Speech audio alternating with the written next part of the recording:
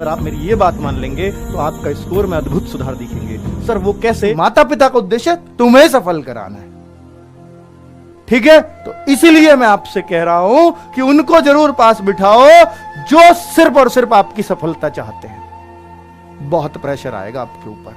हम पढ़ते तो रहते हैं, लेकिन वो पढ़ना एग्जाम में काम आ पाएगा या नहीं, या एग्जाम में यूज कर पाएंगे या नहीं, वो सिर्फ तभी जब भी कोई चीज पढ़ रहे हो तो ये सोच करके पढ़ो कि अगर ये क्वेश्चन जो मैं अब पढ़ रहा हूं मैंने मास्टर से सीख लिया, मेरी समझ में भी आ गया, पर क्या यही क्वेश्चन कल को मुझे संडे के मॉक टेस्ट में दिख जाएगा या रियल एग्जाम जब मेरा जनवरी में होगा उसमें दिख जाएगा, तो क्या मैं इसको कर पाऊंगा?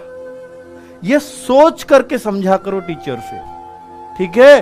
और ये सोचा करो कि ये क्वेश्चन अब मेरे सामने कभी भी नहीं आए तो क्या मैं इसको कर पाऊंगा? आपके पास जवाब होना चाहिए।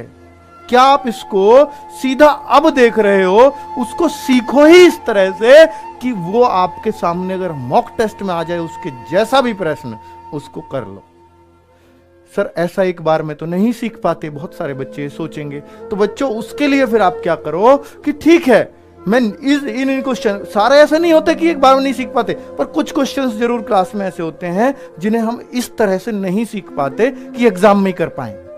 तो उनके लिए क्या करो कि उनके लिए उन क्वेश्चंस को चिन्हित करो क्लास के दौरान ही कि ये वाला क्वेश्चन दोबारा समझना है। रिकॉर्डेड वीडियो भी है आपके पास, दोबारा मास्टर की चला दो चाबी भर के, ठीक है? लेकिन उसका क्वेश्चन का पीछा तब तक मत छोड़ना कि ये सोच के पढ़ना उसको यही तो आएगा एग्जाम में, यही आएगा मेरे एग्जाम में, यही मिलेगा संडे के मॉक टेस्ट में, इसी को तो सीखना था मुझे।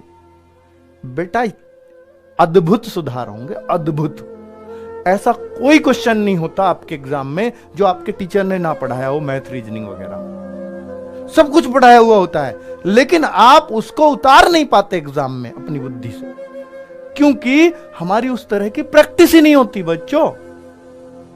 तो इसलिए कह रहा हूं कि माता पिता को साथ लेकर के बैठे करो इस वीडियो में, वो निश्चित तौर पर आपको पूछेंगे और पूछ पूछ कर आपका स्कोर जंप करने लगेगा। ये बात याद रखना। अंकित भाटी पर्सनली आपसे नहीं पूछने आ सकता, वरना ऑफलाइन में हम लोग क्या करते थे, पूछते थे बेटा कम क्यों हुआ, इसका रीजन दे दे। पर ऑफलाइन में मैं कितने बच्चों को पढ़ा पाऊंगा और कितने लोग, बहुत चंद बच्चों को ही वो बात पूछ पाऊंगा।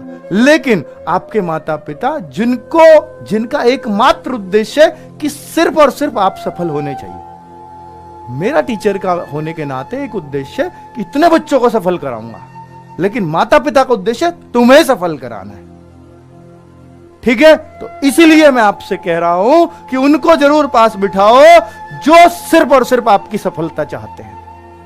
बहुत प्रेशर आएगा आपके ऊपर। चलिए बेटा, RWA पर आपके लिए मॉक आएगा। वो एक मॉक जो होगा मेमोरी बेस होगा। मेमोरी बेस कैसे होगा कि बच्चों से क्वेश्चन तो पूछा नहीं जाएगा, लेकिन कहीं ना कहीं आप जैसे बच्चे जो भी कनेक्ट है एक दूसरे से, वो तो क्वेश्चन बताएंगे ही।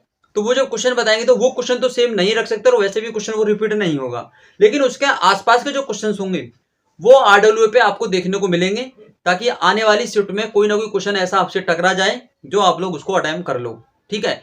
तो आप लोग भाई जिनका भी एग्जाम नेक्स्ट डे होगा वो RWA पे उस मॉक को जरूर लगाना, उससे बहुत ज्यादा बेनिफिट होगा आपको, क्योंकि RWA पे जो मॉक बनेगा आप वो मेमोरी बेस बनेगा, और मेमोरी बेस अगर मॉक आप लगा के चले गए तो आपका कम से कम 50 से 60% पेपर तो आपका सॉल्व हो गया।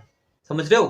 क्योंकि उस पैटर्न को ध्यान में रखते हुए, रीजनिंग के उस पैटर्न को ध्यान में रखते हुए, मैथ की उस कैलकुलेशन को ध्यान में रखते हुए, जीके जीएस के पोर्शन को देखते हुए, करंट अफेयर के डाटा को देखते हुए, और आपका हिंदी का जो मटेरियल है उसको देखते हुए ये जो बनेगा मेमोरी बेस मॉक, ये वो होगा जो आपके एग्जाम में आपको बिल्कुल टारगेट करेगा अच्छे मार्क्स लाने के लिए।